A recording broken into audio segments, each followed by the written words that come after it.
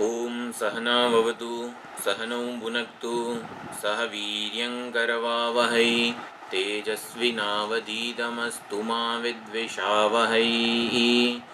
ओम शान्ति शान्ति शान्तिः। ओम भद्रं कर्णेभिः शृणुयाम देवाः भद्रं पश्येमाक्षभिर्यजत्राः स्थिरैरङ्गैः स्तुष्टुवागुंसस्तनूभिः व्यशेम देवहितं यदायुः। स्वस्ति न इन्द्रो वृद्धश्रवाः स्वस्ति नः पूषा विश्ववेदाः स्वस्ति नस्तार्क्ष्यो अरिष्टनेमिः स्वस्ति नो बृहस्पतिर्दधातु। ओम शान्ति शान्ति शान्तिः। हरिः ओम श्री गुरुभ्यो नमः। हरिः ओम। सदाशिवसमारम्भां शङ्कराचार्यमध्यमाम् अस्मदाचार्यपर्यन्तां वन्दे गुरुपरम्परां वन्दे गुरुपरम्पराम्।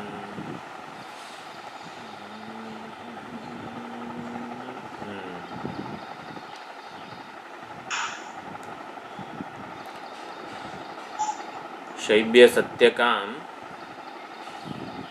आવીને ઓમકારની ઉપાસના વિષયક પ્રશ્ન કરે છે.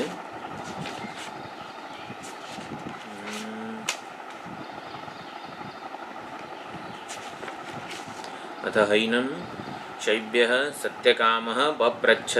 શૈબ્ય સત્યકામ વિપ્લાદ ઋષિને પૂછે છે, સયો હવૈ તદ ભગવન મનુષ્યેષુ પ્રાયણાંદમ ઓમકારમ અભિધ્યાયિત.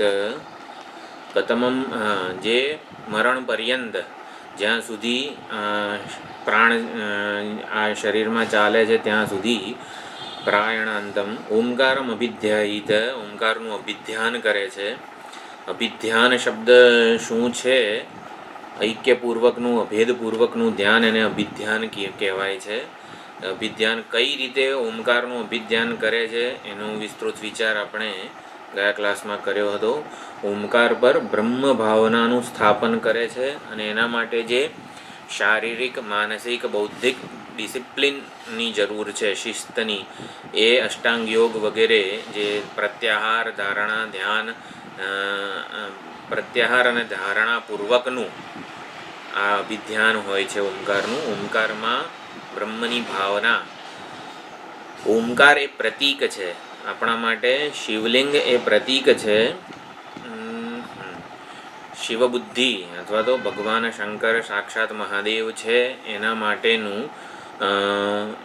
એની ભક્તિ કરવા માટેનું, એની સાથે વ્યવહાર કરવા માટેનું પ્રતીક છે. તો એવી રીતે પ્રતીકમાં જ આવી ભાવના કરવાની છે ઉપાસ્ય દેવતાની. તો એવી રીતે ઓમકાર છે પ્રતીક, પરંતુ અભિધ્યાયિત ભેદપૂર્વકનું ધ્યાન.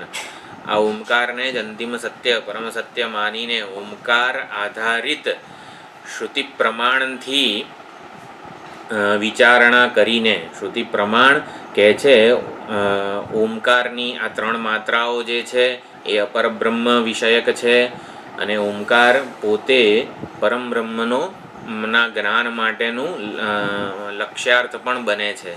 તો શ્રુતિ પ્રમાણથી આ બધી વિચારણા અને ભાવના સંગત બેસે છે. આપણા માટે શિવલિંગ છે એ કેવું ભગવાન શંકરની ભાવના માટેનું એક પ્રતીક છે, આલંબન છે, સાધન છે. તો એવી રીતે વેદોક્ત જે જીવન જીવતા હોય એના માટે, એટલે વૈદિક કાળમાં આ ઓમકાર મંત્રાત્મક દેવતાઓ હતા. એ વખતે રામ કૃષ્ણ શિવ એવા પૌરાણિક દેવતાઓ ન હતા, મંત્રાત્મક દેવતાઓ જ હતા. એટલે ઇન્દ્રાય સ્વાહા વજ્રહસ્ત પુરંદર વગેરે જે મંત્રો હતા એ મંત્રોરૂપ દેવતાઓ હતા.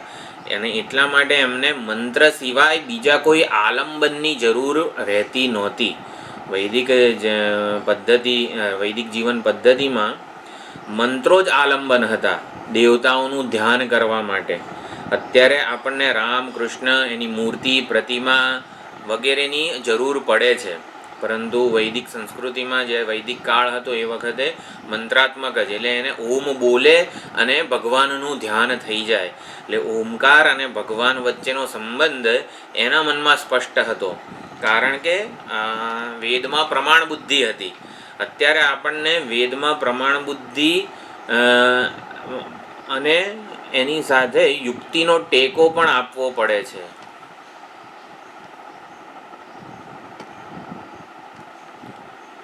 વેદ જે પ્રમાણે આપણને જ્ઞાન આપે છે એમાં આપણને યુક્તિનો ટેકો આપવાની પણ જરૂર પડે છે. તો એ ખાસ અહીંયા ઓમકારની અકાર ઉકાર મકાર આ 3 માત્રાઓ છે. તો ઓમકાર તો એક અક્ષર છે, એક પૂર્ણ અક્ષર છે. ઓમ એવો એક અક્ષર છે.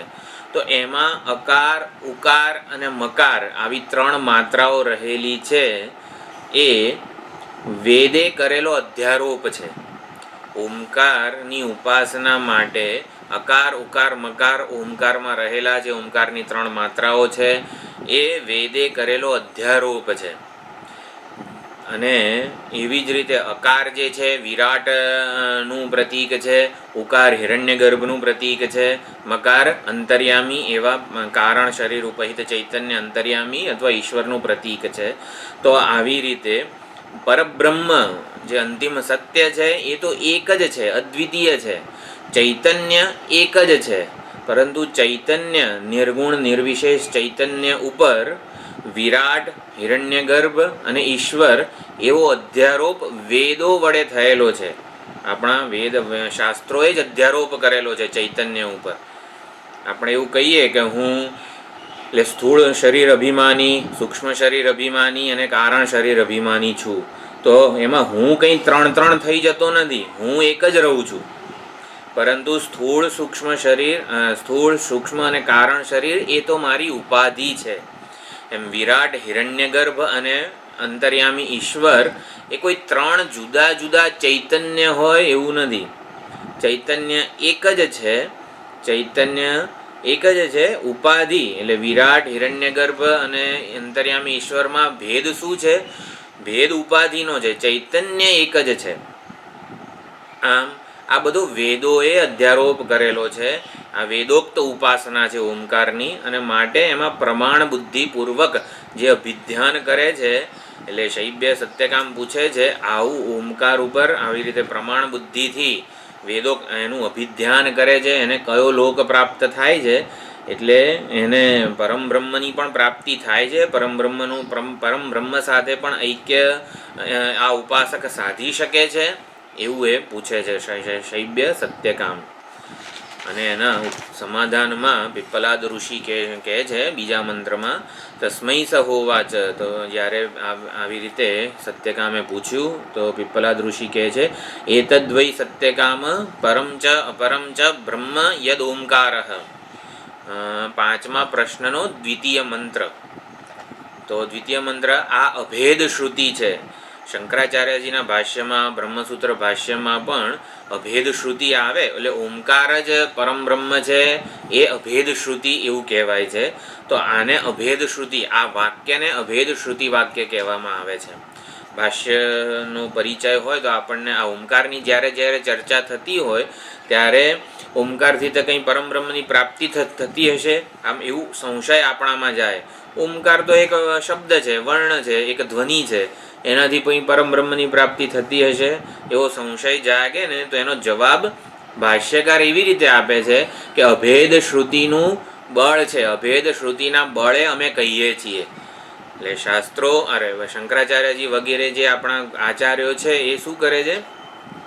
આવી રીતે શાસ્ત્ર વાક્યોને પ્રમાણિત કરે છે. પ્રમાણિત કરે છે એટલે એ જે પ્રમાણે કહે છે એ પ્રમાણેની ઉપાસના અને વિચારણા કરવાથી વેદોક્ત ફળ મળે જ છે, એમાં કોઈ સંશય રાખવાની જરૂર નથી. એટલે આને અભેદ શ્રુતિનું બળ એવું કહેવાય છે, અભેદ શ્રુતિ કહેવાય છે. એટલે એતદ્વૈ સત્યકામ પરમ ચ અપરમ ચ બ્રહ્મ યદ ઓમકાર. આ ઓમકાર જ પરમ બ્રહ્મ અને અપરમ બ્રહ્મ બંને છે. તસ્માત વિદ્વાન માટે ઉપાસક, અહીંયા વિદ્વાન એટલે ઉપાસક, ઓમકારનો જે ઉપાસક છે એ એતેન એવ આયતનેન એકતરમ અન્વેતિ. એતેન એવ આયતનેન. આયતન એટલે પ્રતીક અથવા તો આલંબન. તો ઓમકાર રૂપી પ્રતીક વડે, ઓમકાર રૂપી આલંબન વડે એકતરમ અન્વેતી, જો એ ઉપાસક અપરમ બ્રહ્મની દ્રષ્ટિપૂર્વક, અપરબ્રહ્મની ભાવનાપૂર્વક ઉપાસના કરતો હોય તો એને અપરબ્રહ્મની પ્રાપ્તિ થાય છે. હા બોલો. आयतनवान भवति बोलते हैं ना, उसका मतलब क्या है? આયતન એટલે एवं ભૌતિક વસ્તુ છે. જે આયતન એટલે આ મારું સાધન છે. આયતનવાન ભવતી સાધન સંપન્ન થાય છે. તો આપણે શિવલિંગ છે એ આપણા માટે આયતન છે, સાધન છે, શિવ બુદ્ધિ સ્થાપિત કરવાનું. શિવલિંગ ના હોય તો તમે શિવ બુદ્ધિ કરી શકો? હે, કોઈક આયતન પ્રતીક તો જોઈએ ને. કૈલાસ પર્વત આપણે પરિક્રમા કરવા જઈએ છીએ, કૈલાસ પર્વતના દર્શન થાય, આપણે શ્રદ્ધાળુ છીએ અને સાક્ષાત આપણને, એટલે કૈલાસ જે પર્વત છે એ જ આપણા માટે શંકર ભગવાન છે. એટલે કૈલાસના દર્શન થયા એટલે શંકર ભગવાનના જ દર્શન થઈ જાય છે આપણને. કારણ કે એટલે એ પ્રતીક વડે ભાવના ભગવાનની ઈષ્ટ દેવતાની કરવાની છે, ઉપાસ્ય દેવતાની કરવાની છે. પ્રતીક ખૂબ જ જરૂરી છે.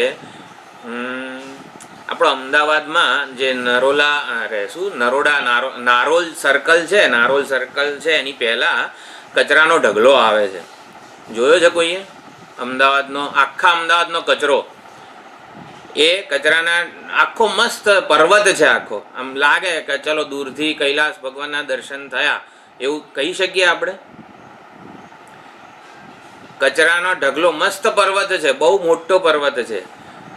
એ શિવલિંગ એમાં દેખાય અથવા તો શંકર ભગવાનની ભાવના થાય એમાં? ના થાય. वो कचड़ा भगवान है. હા, कचड़ा भगवान को जय हो. આખા અમદાવાદનો બહુ મોટો કચરાનો પર્વત છે નારોલાગ, બરોબર ને સંજીવભાઈ? હા, તો ત્યાંથી પસાર થઈએ ત્યારે આમ આમ દિવ્ય ભાવ જાગે છે આપણને કે આ નાક બંધ કરીને ભાગી જઈએ છીએ. એતેન એવ આયતનેન એકતરમ અન્વેતિ. એટલે જો જ્યાં સુધી આપણને ભાવના, ઈશ્વરની ભાવના જાગે નહીં બધામાં, ત્યાં સુધી તો ભગવાનની વિભૂતિમાં જ ભગવાનની ધારણા કરવાની છે. વિભૂતિ યોગ 10મો અધ્યાય જે કીધું છે, અશ્વત્થામ સર્વવૃક્ષાણામ સર્વ હિમાલય, એટલે બધા જે વિભૂતિઓ છે એમાં ભગવાનની ભાવના આપણે દ્રઢ કરવી પડે. એકવાર દ્રઢ થઈ જાય ને પછી પ્રતીકપણું રહેતું નથી. પછી ગમે ત્યાં ભગવાનની ભાવના દ્રઢ થઈ જાય પછી એ કચરાના ઢગલામાં પણ સાક્ષાત મહાદેવ જ છે એવું આપણને થાય. જ્યારે સગુણ સોપાધિક ઉપાસના જ્યારે આપણી પરિપક્વ બને ત્યારે કોઈ પણ પ્રતીકમાં આપણે એ આવાહન કરી શકીએ છીએ ભગવાનનું. તો આપણે શું સમજીએ? એતેના એવ આયતનેન એકતરમ અન્વેતિ. તો એકતરમ અન્વેતિ એટલે પ્રતીક, શિવલિંગ પ્રતીક છે શિવ ભાવના સ્થાપિત કરવા માટેનું. શંકર ભગવાન સાથે આપણું પ્રેમ, આપણો વ્યવહાર, આપણે બધે પૂજા વગેરે જે આપણે કરીએ છીએ બધા માટે એ પ્રતીક બને છે. તો એવી રીતે એની પ્રાપ્તિ થાય. એટલે અપરબ્રહ્મની ભાવના કરી હોય એ જ ઓમકાર રૂપી પ્રતીકમાં અપરબ્રહ્મની ભાવના કરી હોય. આપણે વિચારીશું અપરબ્રહ્મની ભાવના કરવી એટલે શું? ક્યાં છે અપરબ્રહ્મની ભાવના? આ બધા મંત્રો આગળ આવે છે એ પ્રમાણે શાસ્ત્રોક્ત રીતે જે વેદ પ્રમાણ કહે છે એ પ્રમાણે જ્યારે ભાવના દ્રઢ થાય ત્યારે અપરબ્રહ્મની પ્રાપ્તિ થાય અને ઓમકાર પોતાની વિચારણા દ્વારા પરમબ્રહ્મ માટે લક્ષ્યાર્થ બની રહે છે. તો ઓમકારને પરમબ્રહ્મના જ્ઞાન માટેનું લક્ષ્યાર્થ કીધું છે. લક્ષ્યાર્થ આપણે વિચાર કર્યો તો ગયા ક્લાસમાં કે કેમ લક્ષ્યાર્થ છે? કારણ કે પરમબ્રહ્મ એ કોઈ રીતે વ્યવહારનો, ઉપદેશરૂપી વ્યવહારનો પણ વિષય બની શકતો નથી.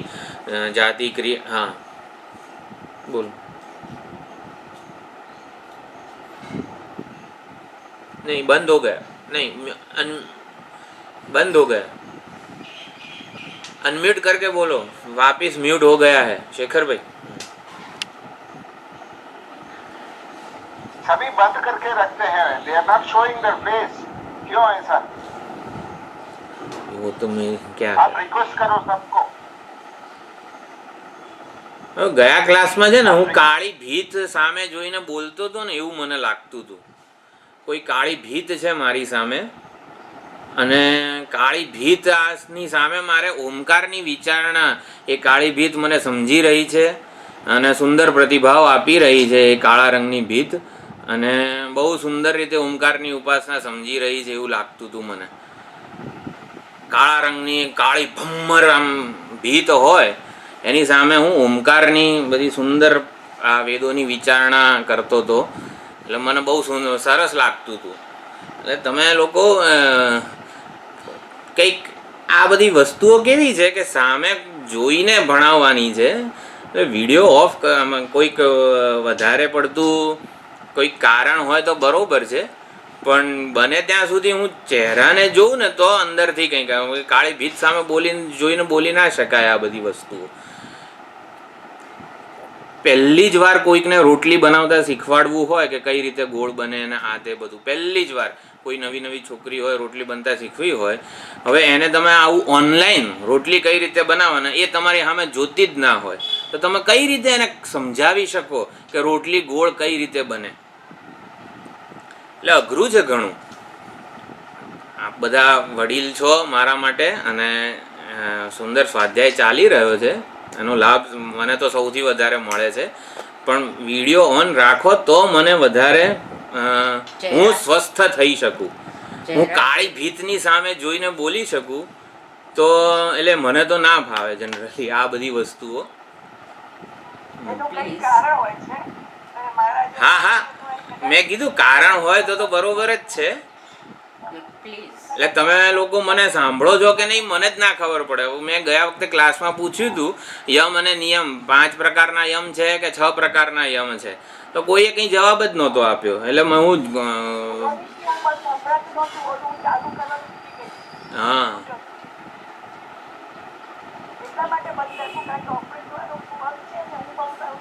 ના ના બરોબર, આ તો થઈ શકે તોની વાત છે. હા, એટલે યમ નિયમ વગેરે ચર્ચા થઈ. મેં કીધું કંઈ કોઈને ખબર છે કે નહીં યમ અને નિયમ શું છે? હું અધ્ધરતાલ જ નથી આ કંઈ વાત કરી રહ્યો ને.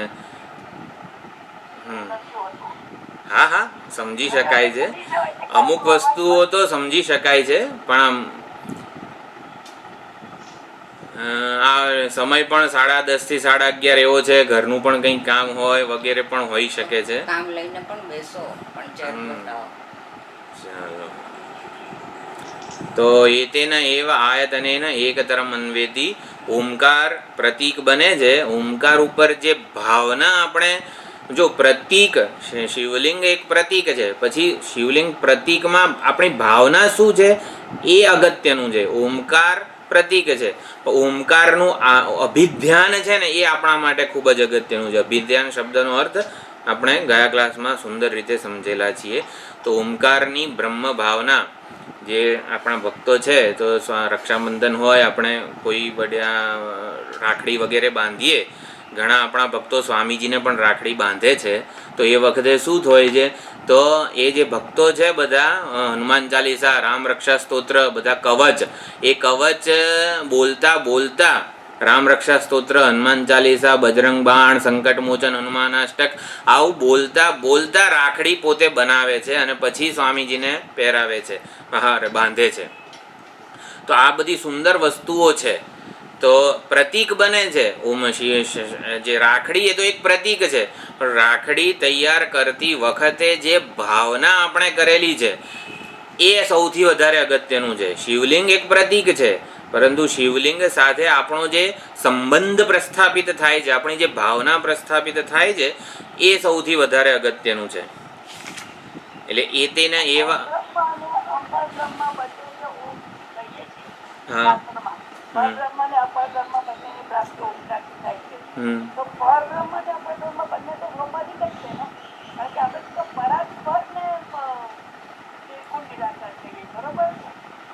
પરમ બ્રહ્મ એટલે નિર્ગુણ નિર્વિશેષ નિરુપાધિક પરમ બ્રહ્મ, અને એનું જ સોપાધિક રૂપ આ અપર બ્રહ્મ કહેવાય છે. અપર બ્રહ્મ એટલે જે નિર્ગુણ જે તત્વ છે, તત્વનું જ ઉપાધિ સહિતનું રૂપ, એટલે અપર બ્રહ્મ એટલે સોપાધિક બ્રહ્મ. હા, અપર બ્રહ્મ એટલે આપણે જે આ વ્યવહારિકમાં જે ભગવાનને પૂજા કરીએ, અર્ચના કરીએ, સ્તોત્ર કરીએ, પરબ્રહ્મ એટલે આપણે સર્વત્ર એવું મારા સમજમાં છે. ના, પરબ્રહ્મ સર્વત્ર ઈશ્વર દર્શન કરીએ છીએ ને એકાત્મા રીતે જે આપણે ઉન્નતિ કરીને ત્યાં સુધી તો સગુણ બ્રહ્મ છે. અને આપણે નિર્ગુણ બ્રહ્મને પરાત્પર એટલે પર અને અપર એ એટલે પરાત્પર બ્રહ્મ એટલે જ પરમ બ્રહ્મ. પરાત્પર બ્રહ્મ, નિર્ગુણ બ્રહ્મ, નિરુપાધિક.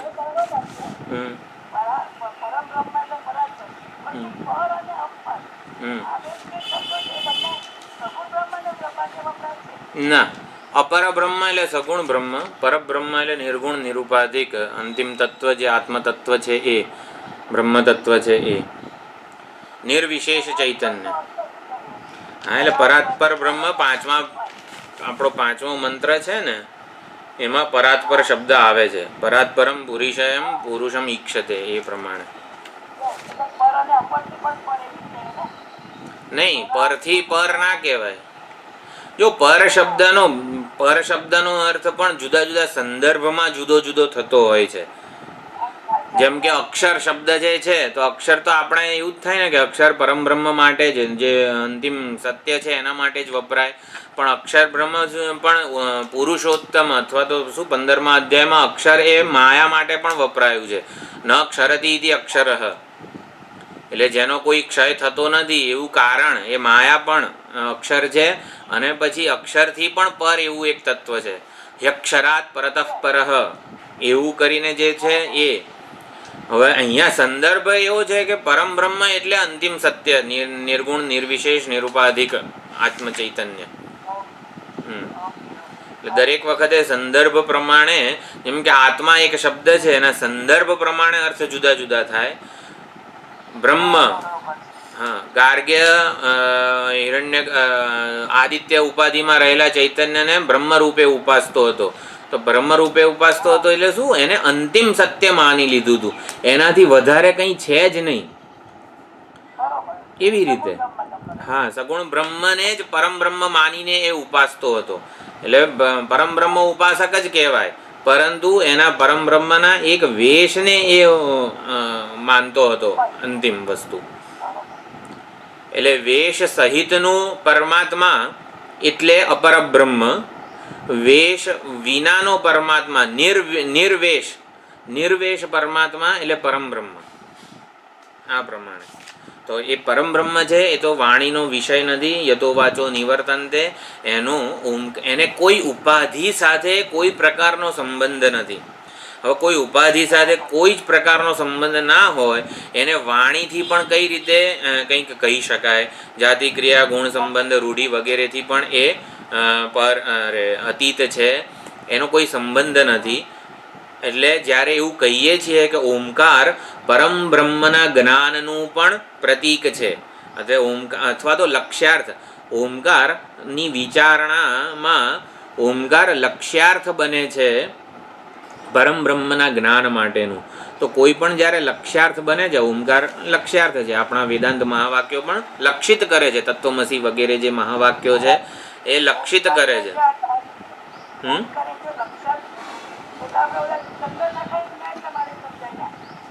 કોના પ્રમાણે? ચંદ્ર શાખા ન્યાય, હા, બરોબર. પણ લક્ષણા જે છે ને એ માં સમજવાનું છે તટસ્થ લક્ષણ અને સ્વરૂપ લક્ષણ. જ્યારે શાખાચંદ્ર ન્યાય વગેરે જે છે ને તટસ્થ લક્ષણ છે, ઉપલક્ષણ છે.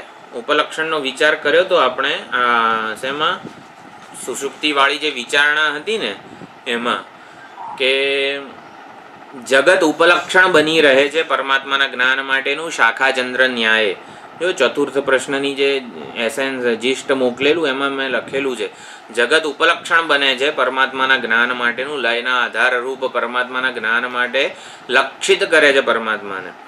પરંતુ એનાથી પરમાત્મા પરોક્ષ જ રહી જાય છે. શાખા ચંદ્ર ન્યાય ચંદ્ર જણાય. હા, બહુ સરસ છે. ચલો, જય શ્રી કૃષ્ણ. ચંદ્ર જણાય, એનો લાભ શું? ચંદ્ર જણાયો પછી એ ચંદ્ર જ્યાં સુધી મારાથી પરોક્ષ જ રહે, દૂર રહે, ત્યાં અંતરિક્ષમાં રહે, ત્યાં સુધી એ ચંદ્રના જ્ઞાનનો શું લાભ? એટલે જીવ પોતે ઉપલક્ષણ બને છે પરમાત્માની અભિન્ન, પરમાત્મા સાથેના અભિન્ન અથવા તો ઐક્ય જ્ઞાનનું. એટલે જીવ પોતે એક એવું શાખા ચંદ્ર ન્યાય છે કે જે શાખાના અગ્રભાગ સુધી જાણે કે ચંદ્રને લઈ આવે છે. આ જીવ ઉપલક્ષયિતા છે, પોતાને જ ઉપલક્ષણ બનાવીને ચંદ્ર સાથે એટલે કે બ્રહ્મ સાથેનું ઐક્ય કરાવી આપે છે. તો આ પ્રમાણે હા, આપણા લક્ષ્યાર્થ સમજી રહ્યા હતા. પરમ બ્રહ્મનો લક્ષ્યાર્થ બને છે ઓમકાર. એટલે શું સમજવાનું? એ કોઈ પ્રતીકનો, કોઈ આલંબનનો વાચ્યાર્થ નથી, એટલું વિવક્ષિત છે. તો ઓમકારની વિચારણા છે, ઓમકારની મીમાંસા, એ પછી આપણને ત્યાં સુધી અમાત્ર જે તુરીય અધિષ્ઠાન છે સમગ્ર પ્રપંચનું, એટલે પ્રપંચનો બાધ કરાવીને જો આ ઓમકારની વિચારણા, જે માંડુક્ય વગેરે ઉપનિષદમાં પણ છે, અકાર ઉકાર મકાર એ વૈદિક અધ્યારોપ છે. ઓમકાર તો એક અક્ષર જ છે, ઓમ એવો એક ધ્વનિ છે. એમાં અકાર ઉકાર મકાર રહેલા છે, એ આપણી શ્રુતિએ કીધું છે. શ્રુતિએ અકાર ઉકાર મકારનો અધ્યારોપ ઓમકાર પર કરેલો છે. ઓમકારમાં આમ ડિસેક્શન કરો અને અ ઉ અને મ મળી જાય એવું નથી વિચારવાનું. એવી જ રીતે શ્રુતિએ અધ્યારોપ કરેલો છે. તો અકાર એટલે શું? અકાર એ આપણા માટે વિરાટ દેવતા છે. આ ઓમકારની ઉપાસના જે છે, અકાર એટલે શું? વિરાટ, જે સમગ્ર સ્થૂળ પ્રપંચનો અભિમાની છે એ વિરાટ દેવતા. પછી ઉકાર એટલે શું? સમષ્ટિ સૂક્ષ્મ પ્રપંચનો અભિમાની એવો હિરણ્યગર્ભ દેવતા. એટલે ઉકાર એટલે ઉકાર કોઈ માત્રા સ્થૂળ કે ઉકાર ધ્વનિ એવું સમજવાનું નથી. ઉકાર એટલે શું? હિરણ્યગર્ભ દેવતા, સમષ્ટિ સૂક્ષ્મ શરીર અભિમાની ચૈતન્ય. અને અકારનો ઉકારમાં લય ઉપાસક કઈ રીતે કરે છે? અકાર પ્રધાન, આ બધું તો જો કે ત્રીજા મંત્રમાં છે, અકાર પ્રધાન ઓમકારની ઉપાસના. એટલે કે ઉપાસક એના માટે સ્થૂળ આ જગત સત્ય છે, બહુ ઝાઝું વિચારી શકતો નથી. એના માટે આ સ્થૂળ જગત એક માધ્યમ છે, સત્ય છે. સ્થૂળ જગતથી વધારે કંઈ વિશેષ કોઈ તત્વ છે એવું સમજતો નથી. એટલે અકારની ઉપાસના કરે છે. તો એને વિરાટ સાથે ઐક્ય પ્રાપ્ત થાય છે. પછી કોઈક સૂક્ષ્મ વિચારક હોય, એને આ સ્થૂળમાં જે સંવાદિતા જણાય છે, ગુરુત્વાકર્ષણ બળનું કાર્ય જેને જણાય ને, એને અકારનો ઉપાસક કહેવાય. પછી ગુરુત્વાકર્ષણ બળ હકીકતમાં છે શું, એને સમજવાનો પ્રયત્ન કરે, સૂક્ષ્મ વસ્તુને સમજવાનો પ્રયત્ન કરે, એને ઉકારનો ઉપાસક કહેવાય. કે આ જગતના જે કાયદાઓ મને જણાય છે, સૂર્યોદય સૂર્યાસ્ત બધું સમયસર થાય છે, બધી સંવાદિતા, પાણી પલાળે છે, અગ્નિ બાળે છે, પવન વાય છે, આકાશ અવકાશ પ્રદાન કરે છે, અજ્ઞાન બધાને આવૃત્ત કરે છે, આ બધું કોણ કરી રહ્યું છે? એટલે એ પ્રમાણે સ્થૂળને છોડે છે. સ્થૂળનું કારણ શું છે? સ્થૂળ એક સંવાદિત હાર્મોનાઇઝ્ડ મેનરમાં વર્તી રહ્યું છે, એને કોણ પ્રેરે છે એ પ્રમાણે? એટલે એ સૂક્ષ્મની વિચારણા કરે છે. તો સૂક્ષ્મનો ઉપાસક આ હિરણ્યગર્ભ ઉકાર પ્રધાન ઓમકારની ઉપાસના કરે છે અને હિરણ્યગર્ભ દેવતાને પ્રાપ્ત થાય છે. અને પછી કારણની આ બધા કાયદાઓનું કારણ શું છે? ગુરુત્વાકર્ષણ બળ ને, કેન્દ્ર ત્યાગી બળ ને, સેન્ટ્રીફ્યુગલ ફોર્સ ને, આ બધું જે કંઈ પણ અત્યારે જગતમાં દેખાય છે, અનુભવાય છે, સંવાદિતાનું પણ કારણ શું છે? તો એ કારણ જ્યારે અંતર્યામી એવો ઈશ્વરનું એ ચિંતન કરે, ઈશ્વર સાથે અભેદ એનો મકારની ઉપાસના, મકાર પ્રધાન દેવતા એટલે કે ઈશ્વર, એનાથી એ ઐક્ય પ્રાપ્ત કરે છે. અને પછી જ્યારે વૈરાગ્ય આ પ્રમાણે જ્યારે ઉપાસના કરે છે, ત્યારે એ વિશુદ્ધ ચિત્ત અને વૈરાગ્ય સંપન્ન થાય છે. અને પછી એને એનું અધિષ્ઠાન, એ ઓમકાર પોતે જ એને અધિષ્ઠાનના જ્ઞાન માટેનું આલંબન બની જાય છે. કે અકાર ઉકાર મકાર, અને મકારનો અમાત્ર, બે ઓમકાર જે છે એની વચ્ચે જે અમાત્ર છે, એ અમાત્ર શાંતિ જ ઓમકાર અ ઉ અને મનું અધિષ્ઠાન છે. એટલે અ ઉ અને મ સ્થૂળ સૂક્ષ્મ અને કારણ પ્રપંચ એના માટે અધ્યારોપિત થઈ જાય છે અધિષ્ઠાન ઉપર, અને એ રીતે તુરીય અધિષ્ઠાનનું જ્ઞાન કરાવે છે. આ પ્રકારની થોડીક વિચારણા મેં આ પંચમ પ્રશ્ન શૈબ્ય સત્યકામ દ્વારા જે પૂછાયો અને પિપ્પલાદ ઋષિએ જે આખી વિચારણા આપેલી છે એની એક જેને કહેવાય ને સમાચાર, એક આઈડિયા આપી દીધો કે આ પ્રમાણે વિચાર પદ્ધતિ છે. એતદ્વૈ સત્યકામ પરમ ચ અપરમ ચ બ્રહ્મ યદ ઓમકાર.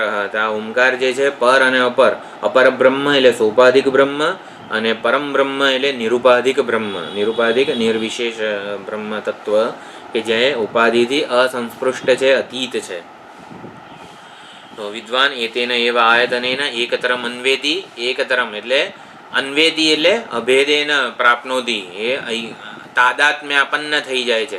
અપર બ્રહ્મની ભાવના કરી હોય તો અપર બ્રહ્મ સાથે તાદાત્મ્ય થઈ જાય છે, અને પરમ બ્રહ્મની ભાવના કરી હોય, પરમ બ્રહ્મની મીમાંસા વિચારણા કરી હોય તો એના માટે એ પોતે ઉપાસક પરબ્રહ્મ ઉપાસકના નિરુપાધિક આત્મ સ્વરૂપે પ્રગટ થઈ જાય છે. જેની શિવલિંગમાં આપણે શિવબુદ્ધિપૂર્વક જ્યારે ભાવના કરી હોય ત્યારે પ્રસન્ન કોણ થાય છે? શિવલિંગ પ્રસન્ન થાય કે શિવજી પ્રસન્ન થાય? હા, શિવજી પ્રસન્ન થાય. જેની ભાવના કરી હોય એ પ્રસન્ન થાય છે, શિવજી પ્રસન્ન થાય છે. તો ઓમકાર રૂપી આલંબન ઉપર, ઓમકારની વિચારણા રૂપી સાધન વડે જ્યારે આલંબન લીધું હોય ઓમકારનું, ત્યારે પ્રસન્ન પરમ બ્રહ્મ જ થાય છે. શિવલિંગ શંકર ભગવાન પણ પ્રસન્ન થાય ત્યારે શું કરે? શંકર ભગવાન પ્રસન્ન થઈને જો જે શિવભક્ત છે એનામાં કોઈ ઈચ્છા હોય તો એ ઈચ્છાની પૂર્તિ કરે, અને જો કોઈ ઈચ્છા ન હોય, નિષ્કામ મુમુક્ષુ જો હોય તો શું કરે?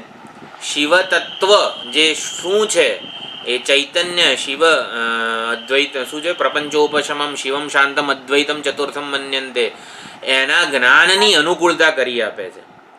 એટલે બ્રહ્મ ઓમકારના ઉપાસકને અપર બ્રહ્મની પ્રાપ્તિ થાય છે. એટલે શું?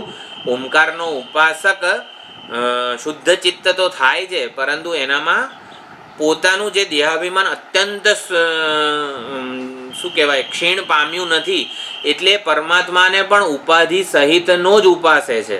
અને માટે અપર બ્રહ્મ એટલે શું? બ્રહ્મલોકમાં જાય છે વગેરે આખી જે ફળશ્રુતિ આવશે, અપર બ્રહ્મ સાથે એનું તાદાત્મ્ય થાય છે. જ્યારે ઓમકાર રૂપી પ્રતીકમાં બ્રહ્મની ભાવના વિરક્ત મુમુક્ષુ, નિષ્કામ મુમુક્ષુ જ્યારે કરે છે ત્યારે પરબ્રહ્મની પ્રાપ્તિ થાય છે. એટલે શું? પરબ્રહ્મ પ્રસન્ન થાય છે અને પોતાનો જે વેશ હતો, એનું જે સગુણ રૂપ હતું, એ સગુણ રૂપને પીગાળી દે છે. સગુણ બ્રહ્મ રૂપે જે હતા પરમાત્મા, એ દ્રવિત થઈ જાય છે. હિમશિલા જે છે એ જળનું સગુણ રૂપ છે, જેને આઈસબર્ગ હિમશિલા છે, તરતો હોય જ્યારે સાગર ઉપર, એ જ્યારે સાધક ઉપર પ્રસન્ન થાય ત્યારે એ પોતાના સગુણ રૂપને, ઠોસ રૂપને પીગાળી દે છે અને જળ રૂપે ઉપલબ્ધ થઈ જાય છે. એટલે કે શું? પોતાનો વેશ જ્યારે ઉતારે પરમાત્મા, ત્યારે સાધકમાં પણ દેહાભિમાન રહેતું નથી, સાધકના આત્મ સ્વરૂપે જ એ પ્રગટ થાય છે. તેષામ એવાનું કંપાર્થમ અહમ અજ્ઞાનજમ તમઃ નાશયામી આત્મભાવસ્થ. તો એવું જ્ઞાન આપે છે કે જેથી વેશ વિનાના પરમાત્માને ઓળખી શકાય, અથવા તો વેશ વિનાના પરમાત્માનું જ્ઞાન થાય ત્યારે આનો ઉપાસકનો, સાધકનો, જિજ્ઞાસુનો પણ કોઈ વેશ રહેતો નથી, વેષ્ટિ દેહાભિમાનથી મુક્ત થઈ જાય છે. ઉપાસક પર અનુગ્રહ પરાપર બ્રહ્મ કરે છે, અપર બ્રહ્મ અનુગ્રહ કરે, અપર બ્રહ્મની સાથે તાદાત્મ્ય થાય, પરબ્રહ્મ અનુગ્રહ કરે, પરબ્રહ્મ સાથે ઐક્યનું સ્થાપાય છે, પોતાના સ્વરૂપને પ્રગટ કરે છે. એટલે પૂર્ણ નિષ્કામ મુમુક્ષુ છે એના માટે આ ઓમકારની ઉપાસના, ઓમકાર જે વિવિધિશા સંન્યાસી હોય છે એમને પણ ઓમ ઓમ એવા ઓમકારના જપનું વિધાન કરેલું છે વેદો વડે. વિવિધિશા સંન્યાસ જેણે ધારણ કરેલો હોય એને એકલો ઓમકાર, કારણ કે ઓમકારની ઉપાસના વૈરાગ્યજનક છે. માત્ર ઓમકારનું ધ્યાન, ઓમકારનો જપ કરો તો વૈરાગ્ય જન્મે જન્મે જન્મે ને જન્મે જ. કારણ કે વેદોએ કીધેલું છે ગૃહસ્થો માટે ઓમ નમઃ શિવાય ઓમકારને કોઈક ઈષ્ટ દેવતા સાથે જોડીને ઓમ નમો નારાયણાય ઓમ નમો ભગવતે વાસુદેવાય એટલે ઓમકાર સાથે કોઈક દેવતા જોડીને રૂપ કીધેલું છે. કારણ કે ગૃહસ્થે પોતાના કર્તવ્યોનું જવાબદારીઓનું પાલન કરવાનું છે અને એ પ્રમાણે ઈશ્વરાર્પણ ભાવના વગેરે સેવન કરીને આખું જીવન ચલાવવાનું છે. એના આધારે બધા બ્રહ્મચારી ગૃહસ્થ સંન્યાસીઓ અરે વાનપ્રસ્થ સંન્યાસીઓ બધા રહેલા છે. તો એનું જીવન ચાલે એના માટે એ ઈષ્ટ દેવતાનો અનુગ્રહ મળી રહે એવું જરૂરી છે. અને માટે ઓમ નમઃ શિવાય ઓમ નમો નારાયણાય ઓમ નમો ભગવતે વાસુદેવાય વગેરે રીતે જપ ધ્યાન કરવાનું હોય છે. પરંતુ વિવિધિશા સંન્યાસી જે છે એ માત્ર ઓમકારનું જ જપ ધ્યાન વગેરે કરે છે. ઓમ એ પ્રમાણે જ આખું એટલે જ્યારે વિવિધિશા સંન્યાસ ધારણ કરે છે ત્યારે શિખાસૂત્રનો ત્યાગ કરે છે. જે સાધક છે એ શિખા અને સૂત્રનો ત્યાગ કરે છે. આપણા માટે રક્ષણ કોણ કરતું હતું? આપણું દેહાભિમાન રક્ષણ કરે છે આપણું, એવું નથી. આ શિખા અને સૂત્ર એટલે કે આપણું ઈશ્વર સાથેનું જોડાણ જ આપણું રક્ષણ કરે છે. તો શિખાસૂત્ર વગેરે જે આલંબન આપણને આપવામાં આવ્યા હતા, આ વિવિધિશા સંન્યાસ ધારણ કરે છે ત્યારે શિખાસૂત્રનો પણ ત્યાગ કરે છે, ત્યારે એનું રક્ષણ કોણ કરશે? ઈશ્વરનો ભરોસો આ છે શિખા અને સૂત્ર. હું બ્રાહ્મણ છું, મારે સંધ્યાવંદન કરવા જોઈએ વગેરે જે છે એ આપણું ઈશ્વર સાથેનું જોડાણ છે. અને ઈશ્વર સાથેનું જોડાણ જ્યારે વિવિધિશા સંન્યાસ લે ત્યારે તો એ કાપી નાખે છે. એટલે કે એ જોડાણ તૂટી જાય છે. તો રક્ષણ કોણ કરે છે? વિવિધિશુ જે સંન્યાસી છે એનું રક્ષણ કોણ કરે છે? નિષ્કામ મુમુક્ષુનું. તો એ વખતે જ્યારે વિવિધિશા સંન્યાસ ધારણ કરે છે ત્યારે આખું જે ગાયત્રી મંત્ર સંધ્યાવંદન વખતે જે કરે છે એટલે તત્સવિતુઃ વરેણ્યમ, એ જે ગાયત્રી છે એ ગાયત્રી એનું રક્ષણ કરતી હતી. તો તત્સવિતુઃ વરેણ્યમ એ ભાગ છે એ અકારે પ્રવેશયામી. ઓમકારમાં અ ઉ અને મ છે. હવે એના માટે આલંબન કોણ છે? માત્ર ઓમકાર છે. ઓમકાર જ એની પાસે એક આધાર છે. તો તત્સવિતુઃ વરેણ્યમ આખો ગાયત્રી મંત્ર એ ઓમકારમાં પ્રવિષ્ટ કરાવે છે. આખી એક વિધિ હોય છે. તત્સવિતુઃ વરેણ્યમ અકારે પ્રવેશયામી ભર્ગો દેવસ્ય ધીમહિ ઉકારે પ્રવેશયામી ધિયો યો નઃ પ્રચોદયાત મકારે પ્રવેશયામી. આમ ગાયત્રી મંત્રનો ઓમકારમાં એ લય કરે છે અને પછી ઓમકારના આલંબન વડે વૈરાગ્ય અને પોતાના જીવનની આગળની જે દિશા છે એ પ્રમાણે એની પ્રગતિ થાય છે. એટલે ઓમકાર એનું રક્ષણ કરે છે. અત્યાર સુધી શું કર્તવ્યો સંધ્યાવંદન ગાયત્રી જપ વગેરે એનું રક્ષણ કરતા હતા. હવે શું વિવિધિશા સંન્યાસીનું રક્ષણ કોણ કરે છે? ઓમકાર રક્ષણ કરે છે. એટલે આ પ્રમાણે ઓમકાર જે છે પરાપર બ્રહ્મ છે. એટલે શું? અપર બ્રહ્મનો વાચક છે અને પરમ બ્રહ્મનો લક્ષક છે. તો વાચ્યાર્થ અને લક્ષ્યાર્થ. વાચ્યાર્થ એટલે અપર બ્રહ્મ માટે વાચ્યાર્થ બની રહે છે. અપર બ્રહ્મની ભાવના થાય છે ઓમકાર ઉપર, અને ઓમકારની મીમાંસા કે વિચારણા દ્વારા એ લક્ષ્યાર્થ બને છે પરમ બ્રહ્મ સાથે અભેદ જ્ઞાનનો. થોડીક આ પ્રશ્નોપનિષદની તો આપણે વાત કરવાના જ છીએ, પણ વધારે ક્લેરિટી બ્રહ્મસૂત્ર વગેરે જ્યારે ભાષ્ય જોઈએ ત્યારે થાય છે. બ્રહ્મસૂત્રનું જે આ 5મો પ્રશ્ન છે સત્યકામવાળો પ્રશ્નોપનિષદનો, એની સુંદર ચર્ચા બ્રહ્મસૂત્રમાં થયેલી છે. એટલે જે આપણને કહેવાય ને કે નિશ્ચય કે ઓમકારની ઉપાસના એટલે એક્ઝેક્ટલી આમ શું પહોંચાડવા માગે છે આપણને. અત્યારે તો ઓમકારની ઉપાસના ને બધું અઘરું છે સમજવું, પણ આઈડિયા આપણને ક્લિયર આઈડિયા આવી જાય તો બ્રહ્મસૂત્રનું અધિકરણ છે 1, 3, 13, તો એમાં પણ સુંદર ચર્ચા આની થયેલી છે. એટલે ઓમકારની હવે આગળ આવશે 3, 4, 5 વગેરે મંત્રો છે. એકમાત્ર વિશિષ્ટ ઓમકારની ઉપાસના, દ્વિમાત્ર વિશિષ્ટ ઓમકારની ઉપાસના, ત્રિમાત્ર વિશિષ્ટ ઓમકારની ઉપાસના. તો એકમાત્ર વિશિષ્ટ ઓમકારની ઉપાસનાથી મનુષ્યલોક એટલે વિરાટ સાથે બંધ થઈ ગયું.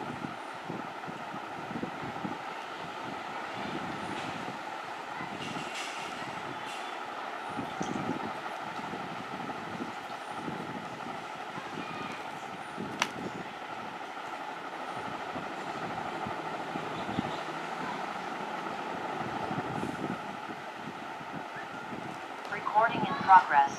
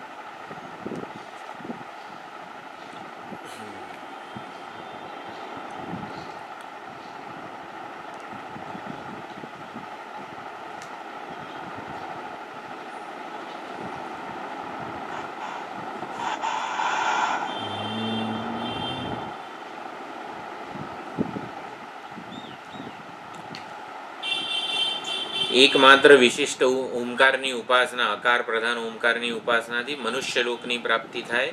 પણ મનુષ્ય લોકમાં પણ આગળ સુંદર ફળ આવશે. શ્રદ્ધા સંપન્ન બ્રાહ્મણ રૂપે જન્મે અને ઓમકારની ઉપાસના વગેરે જે એની આગળ આધ્યાત્મિક પ્રગતિ થતી રહે. દ્વિમાત્ર વિશિષ્ટ ઓમકારની ઉપાસનાથી અંતરિક્ષ લોકની પ્રાપ્તિ થાય અને ત્રિમાત્ર વિશિષ્ટ ઓમકારની ઉપાસનાથી બ્રહ્મલોકની પ્રાપ્તિ થાય છે. આ પ્રમાણે આખું સાધન છે. પરમ બ્રહ્મ નેદિષ્ઠમ પરમ બ્રહ્મ સાધક સમીપમ ઉપગચ્છતિ એવું છેલ્લે કીધેલું છે. પ્રત્યેક અભિન્ન, પ્રત્યેક એટલે શું? પ્રત્યેગાત્મા. પ્રત્યેગાત્માની વ્યુત્પત્તિ શું થાય છે? પ્રત્યેગાત્મા એટલે શું? પોતે પોતે. પરમ બ્રહ્મ પ્રત્યેક સ્વરૂપે પ્રગટ થાય છે એટલે પ્રત્યેગાત્મા. પ્રત્યેગાત્મા કોને કહેવાય? અનમ્યુટ કર. વિશેષ નહીં નહીં નહીં વિશેષ નહીં. કુટસ્થ ચૈતન્ય. આમ એક્ઝેક્ટલી આમ સમજણ પડી જાય એવો કોઈ અર્થ? પ્રત્યેગાત્મા એટલે શું?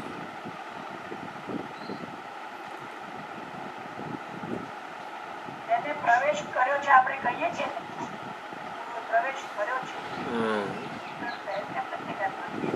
પ્રવેશ કર્યા વગરનો જેને પ્રવેશ સર્વનો નહીં. દરેક સાક્ષી ક્રિયાઓ, દરેક વૃત્તિનો સાક્ષી એવું કહેવાય. ક્રિયાઓ તો નહીં એટલે કહી શકાય, પણ વૃત્તિનો સાક્ષી. બધી વૃત્તિ પ્રતિબોધ વિદિતમ એને પ્રત્યેગાત્મા કહેવાય. પ્રત્યેગાત્મા એટલે હું. પ્રત્યેગાત્માનો જ્યારે પણ નિર્દેશ થાય, અહીંયા પરમ બ્રહ્મ પ્રત્યેક અભિન્ન સ્વરૂપે, પ્રત્યેગાત્મ સ્વરૂપે પ્રગટ થાય છે ઓમકારની મીમાંસાથી, વિચારણાથી. અને અપરમ એટલે ઈશ્વરાખ્ય મૃગવેદાદિ રૂપમ એ પ્રમાણે પણ પ્રગટ થાય છે. અપર બ્રહ્મ રૂપે પ્રસન્ન થાય એટલે અપર બ્રહ્મની પ્રાપ્તિ કરાવે છે. તો આગળ આવશે આ અ ઉ અને મ હકીકતમાં શું છે, આ બધું તૃતીય ચતુર્થ આ બધા મંત્રોમાં એની સુંદર ચર્ચા આવે છે. આ પ્રમાણે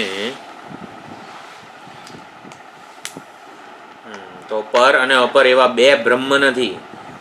તમે પરબ્રહ્મ જુઓ ને હું અપર બ્રહ્મ જોઉં એવું કંઈ નથી. આપણે એક જ વસ્તુને જોઈ રહ્યા છીએ. જ્યારે ઉપાધિ એનો વેશ એણે પહેરેલો હોય ત્યારે એ જ વસ્તુ અપર બ્રહ્મ કહેવાય છે. અને વેશ જ્યારે ન હોય ત્યારે પરમાત્મા પોતાનો વેશ ના ઉતારે ને ત્યારે આપણો પણ કોઈ વેશ રહેતો નથી. એ સુંદર સુષુપ્તિની જે વિચારણા હતી એટલે હૃદય પ્રદેશમાં હોય છે ત્યારે શું હોય છે, જીવાત્મા પણ પોતાનો વેશ છોડી દે છે, મનરૂપી ઉપાધિને પણ છોડી દે છે. એ પોતાનો જીવાત્મા જ્યારે વેશ ઉતારે પોતાનો, ત્યારે પરમાત્મા તો હૃદયમાં છે જ, એટલે હૃદયમાં પરમાત્માને વેશ વિનાના ઓળખી શકાય છે. તો પરમાત્મા એટલે જીવાત્મા પોતાનો વેશ ઉતારે ને ત્યારે એ પરમાત્માથી જુદો રહેતો નથી.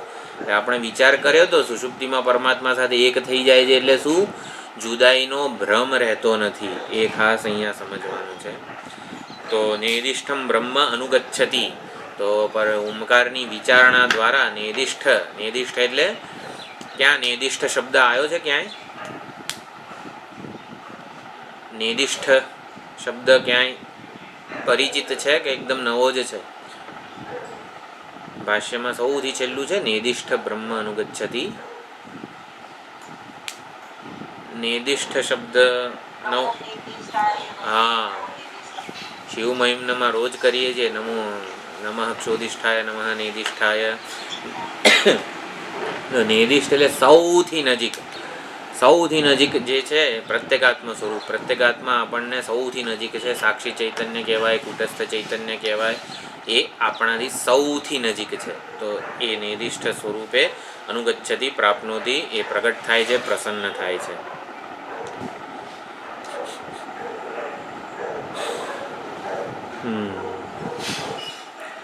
તો અહીંયા વિશેષ ઓમકારની ઉપાસનાનું મહત્ત્વ એટલે છે કે રામ, કૃષ્ણ, શિવ વગેરે જે રૂપ છે, જે નામ છે, જે એની ઉપાસના વગેરે છે, એનાથી સગુણ સોપાધિક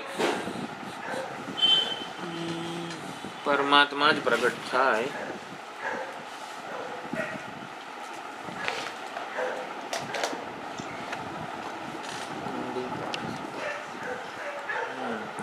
સગુણ સોપાધિક પરમાત્મા જ પ્રસન્ન થાય, પ્રગટ થાય. પણ જે ઓમકાર જે છે એનાથી આપણને નિર્ગુણ બ્રહ્મનું પણ પ્રતિપાદન કરે છે પ્રત્યેગાત્મ સ્વરૂપે.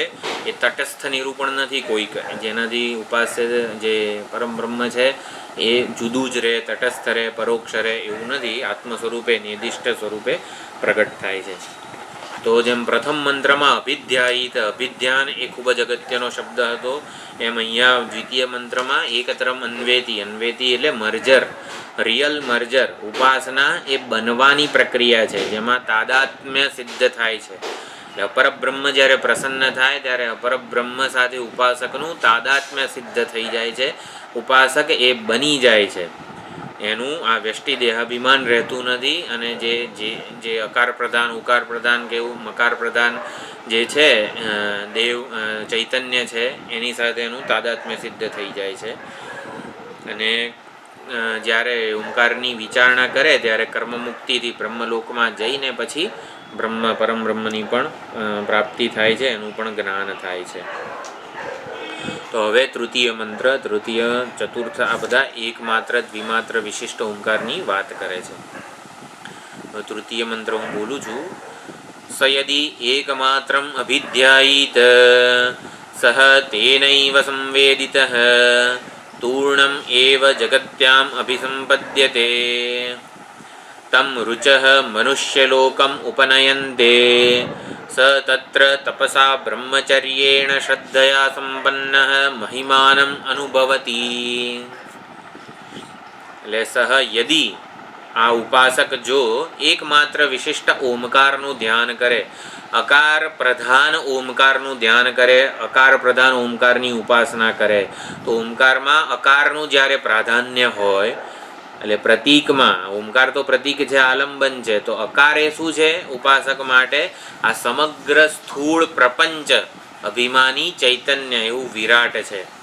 એટલે જ્યારે ઉપાસક આ વ્યષ્ટિ દેહાભિમાનને પડતું મૂકે અને વિરાટ સાથે ઐક્યપૂર્વકના વિચારો સેવે કે આ સ્થૂળ દેહ માત્ર હું નથી, પરંતુ હું આ એક સ્થૂળ દેહમાં અભિમાની જે ચૈતન્ય છે એ જ સમગ્ર સ્થૂળ દેહમાં રહેલું અભિમાની ચૈતન્ય છે. એટલે આ સમગ્ર દેહમાં, એટલે આ સ્થૂળ દેહમાં જે ચૈતન્ય અભિમાન કરેલું છે એ ચૈતન્ય એ જ બીજા સ્થૂળ દેહમાં અભિમાન કરેલું છે. એણે સમગ્ર સ્થૂળ પ્રપંચમાં અભિમાન કરેલું છે, એની સાથે તાદાત્મ્ય સિદ્ધ કરેલું છે. એટલે આ સ્થૂળ દેહમાં દેહ વિશિષ્ટ જે ચૈતન્ય છે એ હું છું એવું નહીં, વિરાટ છે. એટલે વિરાટે આ સ્થૂળ શરીરમાં તાદાત્મ્ય સિદ્ધ કરેલું છે, વિરાટે જ બધા સ્થૂળ પ્રપંચમાં તાદાત્મ્ય સિદ્ધ કરેલું છે. જેમ આ સ્થૂળ શરીરને હું કહું છું, આ સ્થૂળ શરીરનો અભિમાની હું છું, એવી રીતે વિરાટ સમગ્ર સ્થૂળ શરીરોનો અભિમાની છે, માટે હું વિરાટ છું. એટલે હું વિરાટ છું એ પ્રકારે અભિધ્યાન જે કરે છે. સહ યદી એકમાત્રમ અભિધ્યાયિત, તો આ પ્રમાણે જે એકમાત્ર વિશિષ્ટ ઓમકારનું સારી બેઠે ધ્યાન કરે છે તે સહ તેનૈવ સંવેદિતઃ, તેનાથી એને એ પ્રાપ્ત થઈ જાય છે. સંવેદિતઃ એટલે બોધ પ્રાપ્ત થઈ જાય છે, વિરાટ સાથેના ઐક્યનો બોધ પ્રાપ્ત થઈ જાય છે. સહ તેનૈવ સંવેદિતઃ. પછી શું થાય છે? જ્યારે એનું શરીર છૂટે ત્યારે તૂર્ણમ એવ જગત્યામ અભિસંપદ્યતે. જ્યારે પછી એ ઉપાસકનું જ્યારે આ શરીરમાંથી વિદાય લે છે ત્યારે એ તરત જ મૃત્યુલોકમાં પાછો આવી જાય છે. એને બીજી યોનિઓમાં ભ્રમણ કરવું પડતું નથી. અનેકવિધ યોનિઓ છે એમાં ભ્રમણ નથી કરવું પડતું, તરત જ ફરીથી એ મૃત્યુલોકમાં, મનુષ્યલોકમાં એક શુદ્ધ સાત્વિક બ્રાહ્મણ રૂપે જ જન્મે છે. એને દેવતા તમ રુચઃ મનુષ્યલોકમ ઉપનયંતે. ઋગ્વેદની ઋચાઓ એ ઉપાસકને પાછો મર્ત્યલોકમાં લઈ આવે છે. સહ તત્ર તપસા બ્રહ્મચર્યેણ શ્રદ્ધયા સંપન્ન. અને કેવા કુળમાં જન્મે છે કે જેમાં વૈદિક આલંબનપૂર્વકનું જીવન જીવાતું હોય, વૈદિકો હોય ને એવા ઘરમાં એ જન્મે છે. વૈદિક બ્રાહ્મણ કેવા તપસા બ્રહ્મચર્યેણ શ્રદ્ધયા સંપન્ન, એવા ગુણો સદ્ગુણોથી યુક્ત થઈને એ જન્મે છે. અને મહિમાનમ અનુભવતી, અને પછી સુંદર રીતે એનો લાભ લે છે. આ સદ્ગુણોનો લાભ મળે ને એ પણ કેટલા પુણ્યકર્મો કરેલા હોય ત્યારે એનું આ ફળ છે. તો એ પ્રમાણે મૃત્યુલોકમાં જન્મે છે અને ફરીથી ઉપાસક આ બધી શ્રદ્ધા વગેરે સદ્ગુણોથી યુક્ત થઈને જન્મે છે.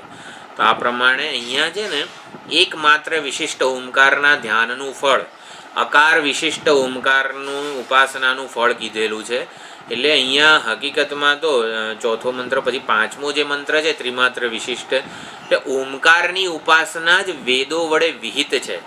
જેમાં આપણે મુખ્ય અંગીની ઉપાસના જ વિહિત છે એનું વિધાન કરવામાં આવેલું છે. પરંતુ અંગોની ઉપાસનાનું પણ ફળ છે. સત્યનારાયણની પૂજા કરવાની હોય, સત્યનારાયણ ભગવાનની પૂજા, ત્યારે મુખ્ય સત્યનારાયણ ભગવાનની પૂજા એ અંગી પૂજા છે. પછી એમાં અનેક અંગોનું પણ પૂજન કરવાનું હોય છે. તો અંગોની પૂજાનું કોઈ વિશેષ ફળ હોતું નથી. ખાલી આટલી પૂજા કરીએ અને અંગીની પૂજા ના કરીએ તો કશું ફળ ના મળે. એવું ઓમકારની ઉપાસનામાં નથી. ઓમકારની ઉપાસના અંગી એટલે પૂર્ણ ઉપાસના કરો તો એ પ્રમાણે અપર બ્રહ્મની પ્રાપ્તિ થાય છે. એના એક અંગની ઉપાસના કરીએ ને તો પણ એનું ફળ છે. એટલે પરંતુ એ તાત્પર્ય નથી. અંગની ઉપાસનાનું ફળ છે પણ એ તાત્પર્ય નથી. જો જ્યારે પણ ફળ કથન કહેવામાં આવે ને ત્યારે એ તાત્પર્ય હોય છે, જાણે કે એવું આપણે સમજી શકીએ છીએ કંઈક કર્મ કરીએ તો આ ફળ મળશે, એટલે એ કર્મનું એ વસ્તુ મેળવવામાં તાત્પર્ય છે. જ્યારે અહીંયા એમ કહે છે અકાર વિશિષ્ટ ઓમકારની ઉપાસનાથી આ ફળ મળે છે, ત્યારે બસ ખાલી હું આટલી જ ઉપાસના કરું તો ચાલશે ને, ફળ તો મળી જ જવાનું છે. એટલે એવું નથી કરવાનું, અહીંયા અટકી નથી જવાનું, એમ અહીંયા શ્રુતિ કહેવા માગે છે. એ આગળ જે પાંચમો મંત્ર છે ને એમાં સ્પષ્ટ થશે. એટલે અકાર વિશિષ્ટ માત્ર ઉપાસનાથી અટકી જવાનું નથી, એવું ખાલી કહેવાનું છે. એકમાત્ર ઓમકાર, એક માત્રા, એક અકાર એ ઓમકારની એક માત્રા છે. ઓમકાર એક અક્ષર છે, એના ઉપર અકારનો અધ્યારોપ પૂર્વક ઓમકારને ઉપાસે છે જે, એટલે એને આ ફળ પ્રાપ્ત થાય છે. વિશિષ્ટ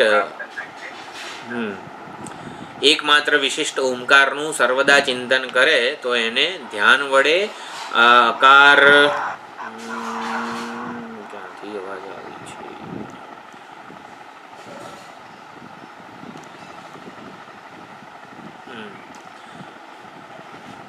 એટલે અકાર વિશિષ્ટ ઓમકારની ઉપાસનાથી પૃથ્વીલોકમાં મનુષ્યલોકમાં પાછો એ જન્મ લે છે. અને અકાર એટલે ઋગ્વેદની ઋચાઓ, અકાર ઉકાર મકાર, ઋગ્વેદ યજુર્વેદ સામવેદ આ પ્રમાણેનું આખું જે વિભાગ છે. એટલે અકાર પ્રધાન ઓમકારની દ્રષ્ટિપૂર્વક જે ઉપાસના, જેણે ઓમકારની ઉપાસના કરી હોય એને ઋગ્વેદની ઋચાઓ પાછું મનુષ્યલોકમાં લઈ આવે છે. અને વૈદિક બ્રાહ્મણ, સદ્ગુણ સંપન્ન બ્રાહ્મણ રૂપે પાછો એ જન્મે છે. અને શાસ્ત્રના અનુશાસનમાં રહીને જીવન જીવે છે. એટલે માટે એની દુર્ગતિ થતી નથી, એને બીજી યોનિઓમાં ભ્રમણ કરવું પડતું નથી. અકારને કેન્દ્ર સ્થાને રાખીને ઓમકારની ઉપાસના કરે છે.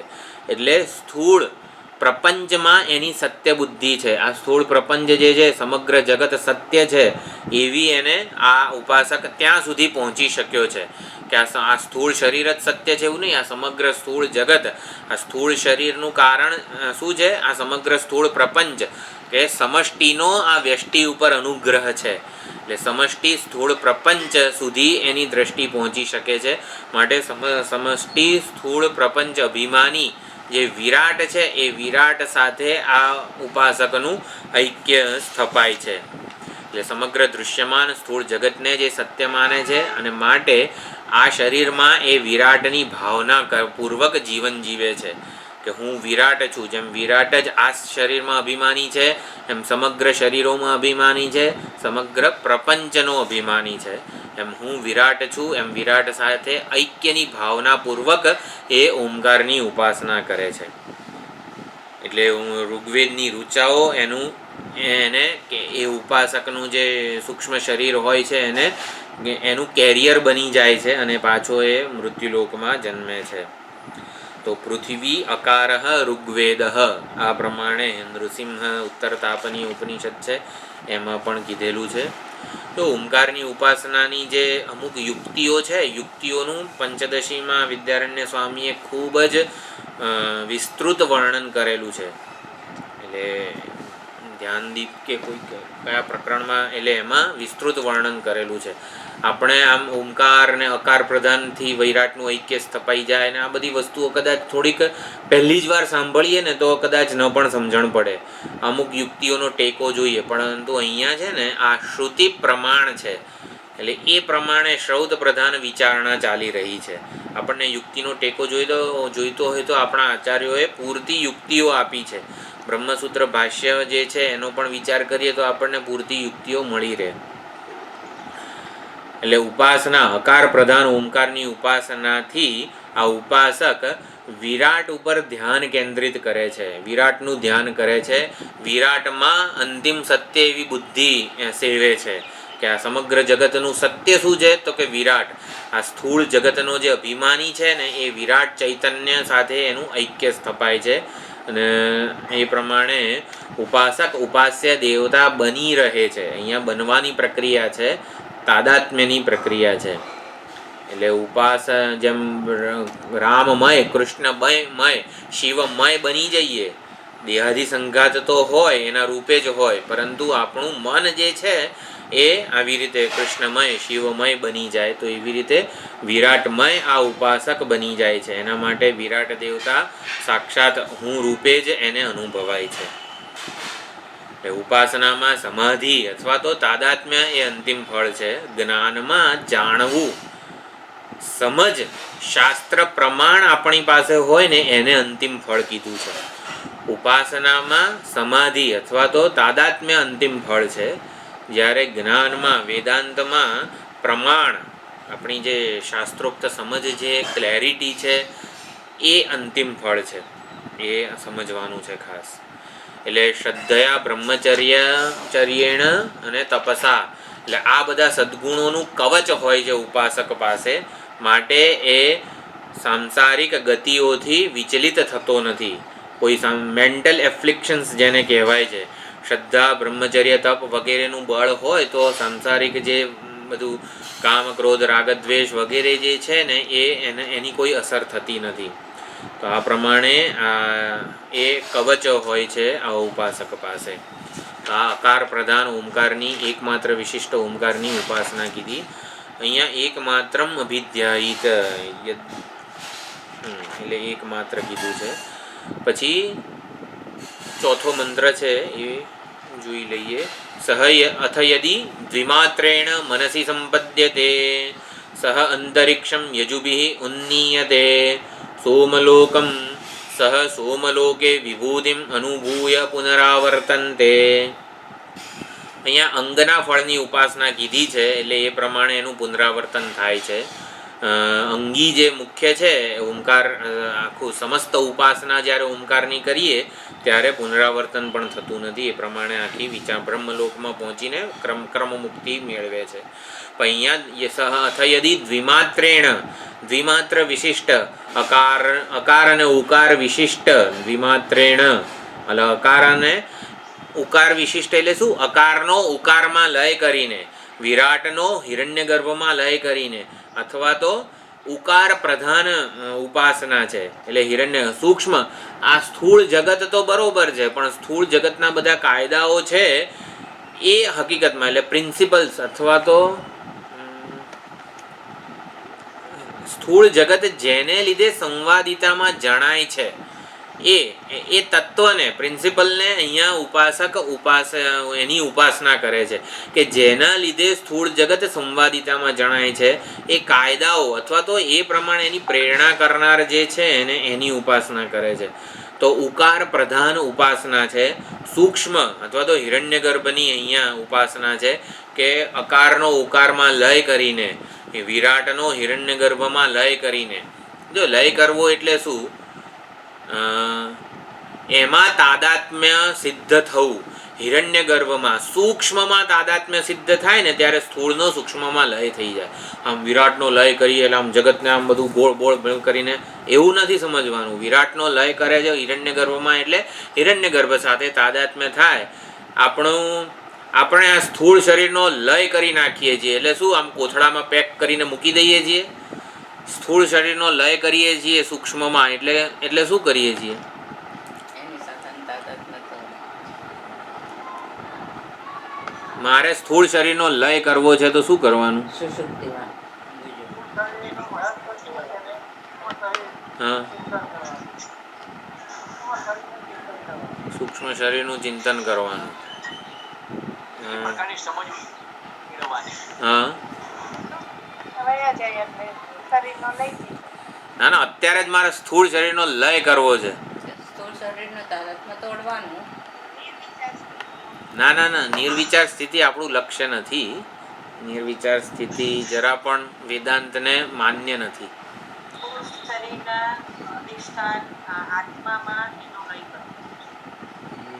બહુ સિમ્પલ છે, બહુ સરળ વસ્તુ છે. તમે જે કહો છો એ તો સાચું છે, પણ આમ અત્યારે આપણે વિચારણા કરી જ લીધી છે હકીકતમાં તો. પણ આ તો મેં કીધું સ્પષ્ટતા થઈ છે કે નહીં એટલે પૂછું છું.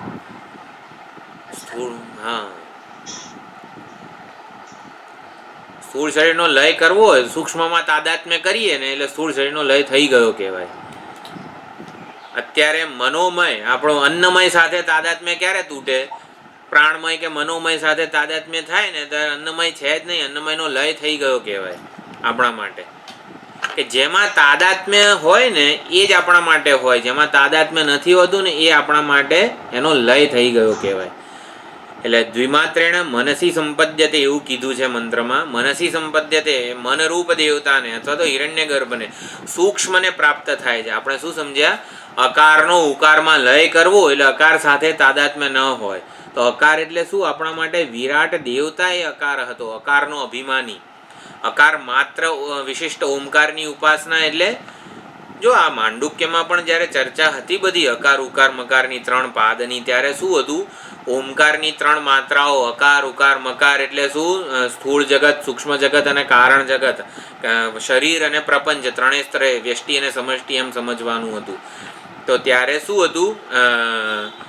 આ અકાર જે પ્રથમ માત્રા છે એ સમગ્ર સ્થૂળ જગતનો નિર્દેશ કરે છે. ઓમકારની અકાર માત્રા સમગ્ર સ્થૂળ જગતનો નિર્દેશ કરે છે. કઈ રીતે? કંઈ યાદ હોય માંડુક્યની વિચારણા તો અકારો વૈ સર્વા વાક, બધી જ વાણી જે છે ને એની શરૂઆત અકારથી થાય છે. માટે અકારમાં બધી વાણીનો પ્રવેશ છે. એટલે અકાર બધી જ વાણીનું અધિષ્ઠાન છે. અને એટલે અકાર પ્રધાન ઓમકારને શું કહેવાય? સમગ્ર શબ્દ પ્રપંચ, સમગ્ર શબ્દ પ્રપંચનું કારણ ઓમકાર છે. અને શબ્દ પ્રપંચ દૃશ્ય પ્રપંચથી જુદો નથી. દૃશ્ય પ્રપંચ શબ્દ પ્રપંચથી જુદો નથી એવું સમજાતા આપણે. આને હું પેન ન કહું ને તો આ પેન રૂપી વસ્તુ પણ નથી. એટલે શબ્દ પ્રપંચ અને દૃશ્ય પ્રપંચ, આ દૃશ્ય પેનનું જ્ઞાન ક્યારે થાય? મારામાં પેન આકારની વૃત્તિ ઉત્પન્ન થાય ત્યારે આને હું પેન. એટલે એ પ્રમાણે શબ્દ પ્રપંચ અને દૃશ્ય પ્રપંચનું એકબીજાના આધારે રહેલો છે એવું કહેવાય છે. જો શબ્દ પ્રપંચ અકારનો લય કરી દઉં તો દૃશ્ય પ્રપંચનો પણ લય થઈ જાય. આ બધી માંડુક્યની પ્રક્રિયા છે. તો આ પ્રમાણે શું છે? દ્વિમાત્રેણ એટલે અકારનો ઉકારમાં લય, એટલે કે ઉકાર વિશિષ્ટ, ઉકાર પ્રધાન ઓમકારની ઉપાસના કરે છે સાધક, ત્યારે મનસી સંપદ્યતે. જો અકાર પ્રધાન હતું ત્યારે શું થયું હતું? જગત્યામ અભિસંપદ્યતે, એ પૃથ્વીલોક પર પાછો આવે છે. પરંતુ અહીંયા મનસી સંપદ્યતે એવું કીધું છે. દ્વિમાત્રાનું ચિંતન કરે છે ત્યારે દ્વિમાત્ર વિશિષ્ટ ઓમકારનું અભિધ્યાન કરે છે, મનથી અભિન્ન થઈ જાય છે. એટલે આ એક મનનું અભિમાની ચૈતન્ય તૈજસ છે, અને સમષ્ટિ મનનું, સમષ્ટિ સૂક્ષ્મ શરીરનું અભિમાની ચૈતન્ય હિરણ્યગર્ભ છે. તો એ પ્રમાણે તૈજસ અને હિરણ્યગર્ભનું ઐક્ય આ ઉપાસક સાધી લે છે, અને હિરણ્યગર્ભ રૂપ બની જાય છે. હિરણ્યગર્ભ સાથે તાદાત્મ્ય એનું થઈ જાય છે. તો હિરણ્યગર્ભનો લોક કયો છે? અંતરિક્ષમ અથવા તો સોમલોક છે. તો યજુભિ ઉન્નીયતે, તો એટલે ઉકાર પ્રધાન ઓમકારની ઉપાસના કરનાર જે ઉપાસક છે એને વિદાય લે જ્યારે આ સ્થૂળ શરીરમાં, ત્યારે એ યજુર્વેદની મંત્રો વડે, યજુર્વેદના મંત્રો વડે એને એ સોમલોકમાં લઈ જવામાં આવે છે. સહ સોમલોકે વિભૂતિમ અનુભૂય પુનરાવર્તનતે, સોમલોકમાં એ વિભૂતિને અનુભવીને પુણ્યકર્મોને ભોગવીને પાછો એ આવે છે. તો સોમલોક, ચંદ્રલોક વગેરે કહેવાય છે. અંતરિક્ષલોક એ પણ એના નામ છે. આ બધું કહેવાય કે પ્રમાણ, આમાં શાસ્ત્ર પ્રમાણ છે. એટલે એની યુક્તિઓ ચોક્કસ હોઈ શકે છે. વિદ્યારણ્ય સ્વામીએ ઘણી યુક્તિઓ આપેલી છે, પરંતુ આ ચંદ્રલોકને કેમ પ્રાપ્ત થાય છે વગેરે એનું કોઈ કેમ એવું આ ઉપાસનામાં પ્રાધાન્ય શું હોય છે, જે શાસ્ત્ર પ્રમાણ છે એટલે એ પ્રમાણે એને સ્વીકારવાની છે. ચોક્કસ યુક્તિઓનો ટેકો આપણા આચાર્યોએ ઘણો આપેલો છે. માંડુક્યમાં પણ આપણે ભાષ્ય જ્યારે અધ્યયન કરીએ ત્યારે અકારનો ઉકારમાં લય વગેરે શું સમજાવવાનું એ પણ આપણે વિચાર કરી લીધો. એટલે એનું પુનરાવર્તન થાય છે. એટલે મન સાથે તાદાત્મ્ય થઈ જવું, મનસી સંપદ્યતે. યસ, તેતમ ભુક્ત્વા સ્વર્ગલોકમ વિશાલમ. એટલે ત્યાં એટલે અહીંયા જે આ વસ્તુ 5મા મંત્રમાં વધારે સ્પષ્ટ થશે કે અહીંયા એકમાત્ર વિશિષ્ટ ઓમકારની ઉપાસનાનું ફળ ભલે કહેવામાં આવ્યું છે, પણ એનું તાત્પર્ય નથી. એટલે જ્યારે ઓમકારની માત્રા વિશિષ્ટ જ્યારે ઉપાસના કરવામાં આવે ને ત્યારે પુનરાવર્તન થાય છે, અને માટે અપુનરાવૃત્તિ અથવા તો ક્રમમુક્તિ ક્યારે થાય? જેની સમસ્ત ઉપાસના કરવામાં આવે ત્યારે. અહીંયા મનસી સંપદ્યતે એટલે મન રૂપે એ થઈ જાય છે, સમષ્ટિ મન રૂપે એ થઈ જાય છે. ઉકાર સાથે ઉપાસકનું તાદાત્મ્ય સિદ્ધ થાય ત્યાં સુધી ધ્યાન ધરવું. સહદ્વિમાત્રેણ અભિધ્યાયિત, એટલે અભિધ્યાન ખૂબ જ અગત્યનો શબ્દ છે. અભિધ્યાન શું એ ગયા ક્લાસમાં પ્રથમ મંત્રમાં ચર્ચા કરી હતી. એટલે તાદાત્મ્ય સિદ્ધ થાય ત્યાં સુધીનું ધ્યાન થવું એને અભિધ્યાન કહેવામાં આવે છે. તો ઉપાસકનું ઉકાર સાથે તાદાત્મ્ય થઈ જાય ત્યાં સુધી એ ઉકાર વિશિષ્ટ દેવતા હિરણ્યગર્ભનું ધ્યાન કરે છે. અને પછી યજુષ મંત્રો વડે અંતરિક્ષ લોકમાં, ચંદ્રલોકમાં જાય છે, અને ચાંદ્રલૌકિક એનો જન્મ થાય છે. ચંદ્રલોકમાં જે દેહ હોય એનાથી ચાંદ્રલૌકિક ઉપાધિ વડે એ પુણ્યકર્મોને ભોગવે છે, એના ફળને ભોગવે છે. સોમ સદૃશ ચાંદ્રલૌકિક સૌમ્ય શરીર એને મળે છે, એ ભોગવે છે, અને પછી પાછો પુનરાવૃત્તિ એની થાય છે. એટલે અકાર વડે, આગલા મંત્રમાં અકાર વડે વિશ્વથી અભિન્ન એવા વિરાટની ઉપાસના સમજ્યા. અને અહીંયા ચોથા મંત્રમાં ઉકારથી, ઉકાર વડે, ઉકારનું આલંબન વડે તૈજસ અભિન્ન હિરણ્યગર્ભની ઉપાસના અહીંયા વિવક્ષિત છે. અને એ પ્રમાણે અહીંયા દ્વિમાત્રેણ એટલે અકાર ઉકાર એમ, એટલે અકારનું, એમાં ઉકારનું પ્રાધાન્ય છે. અકારનો ઉકારમાં લય પ્રવેશ કરાવીને, લય કરાવીને એટલે પ્રવેશ કરાવીને સમગ્ર સ્થૂળ પ્રપંચનો અભિમાની એવો જે સમગ્ર સૂક્ષ્મ શરીર જે છે એના લીધે જ આ સ્થૂળ જગત આપણને સંવાદિતામાં જણાય છે. તો એવું સમગ્ર સ્થૂળ જગત વિરાટનો જે અભિમાની છે, એ વિરાટ જેને લીધે સંવાદિત જણાય છે, કાયદાબદ્ધ જણાય છે, એવું હિરણ્યગર્ભ જે છે સમષ્ટિ સૂક્ષ્મ પ્રપંચનો અભિમાની, એની સાથે એનું તાદાત્મ્ય સિદ્ધ થાય છે. અને એ પ્રમાણે તાદાત્મ્ય સિદ્ધ થાય ત્યાં સુધી એ આ ઉપાસના કરે છે. આવતી વખતે આ 5મો પ્રશ્ન જોઈશું અને પછી એક્ઝેક્ટલી આ ઓમકારની ઉપાસના વિરાટ સાથે તાદાત્મ્ય સિદ્ધ થાય છે અકાર માત્રાથી, ઉકાર વિશિષ્ટ ઓમકારના ધ્યાનથી હિરણ્યગર્ભ સાથે તાદાત્મ્ય સિદ્ધ થાય છે. એટલે હકીકતમાં કહેવા શું માગે છે, આમ કઈ રીતે થોડી યુક્તિઓ આપણે આવતા વખતે વિચારીશું. એટલે ઓમકારની ઉપાસનાની થોડીક યુક્તિઓ કહેવી છે મારે. આપણા આચાર્યોએ જે ચિંતન કરેલું છે એ પણ આપણે વિચારીશું. અને પછી આ સમગ્ર જે 5મો પ્રશ્ન છે એનો પણ સારભૂત અર્થ વિચારીશું. થોડુંક આપણા માટે આ નવું લાગે. જો 4થો પ્રશ્ન હતો વેદાંતની વિચારણા હતી. આમ આપણે અનેક ઉપનિષદોમાં કરેલી હોય, સુષુપ્તિ અવસ્થાત્રય વિવેક વગેરે. આ ઓમકારની ઉપાસના જનરલી આ માંડુક્યમાં તો છે જ, અને બીજા કોઈ પ્રકરણ ગ્રંથોમાં પણ જનરલી આપણને મળતી નથી. વિવેક ચૂડામણી જે આપણે સાદી રીતે ભણેલા છીએ, તત્વબોધ, આત્મબોધ વગેરે, એટલા માટે આપણને નવું લાગે છે. આમાં શું છે, વિવેક ચૂડામણી છે, સાધન પંચક છે, આ બધા ગ્રંથોનો આપણે અભ્યાસ કરેલો હોય ને, એટલે અવસ્થાત્રય વિવેક, શરીરત્રય વિવેક, પંચકોશ વિવેક વિશે આપણને ભાથું હોય, વિચાર ભાથું હોય. એટલે ઉપનિષદમાં જ્યારે આ સુષુપ્તિનો અને સ્વપ્નનો વિચાર આવે ને ત્યારે આપણને આમ ફ્રેન્ડલી લાગે કે હા, આ થોડુંક આપણને ખબર છે અને એનું ગહન કે ઊંડાણપૂર્વકનો અર્થ આપણને ખબર પડે ઉપનિષદમાં જ્યારે સુષુપ્તિનું વર્ણન આવે છે વગેરે. હવે આ ઓમકાર વિષયક વિચારણા કોઈ પ્રકરણ ગ્રંથોમાં થયેલી હોતી નથી, એટલે આપણને નવું લાગે છે. એટલે આપણે એની સાથે પણ આપણને ફ્રેન્ડલી કે શું છે, યુઝર ફ્રેન્ડલી લાગે. તો એવી પણ આખી એક સમગ્ર સારભૂત વિચારણા પણ આપણે આવતી વખતે કરીશું. મંગળવારે કંઈ છે નહીં ને, ગણેશ ચતુર્થી ગુરુવારે છે. હા,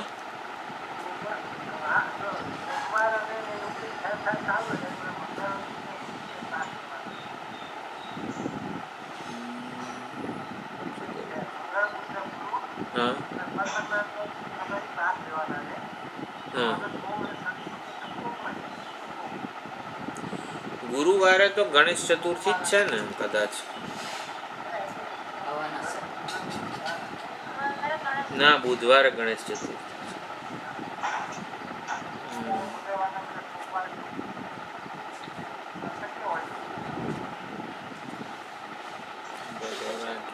मंगलवार हमारा सामवेद प्रोग्राम भी है.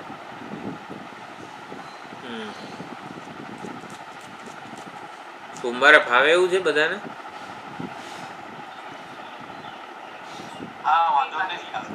આવશે તો અત્યારે પૂરતું તો સોમવારે રાખીએ છીએ.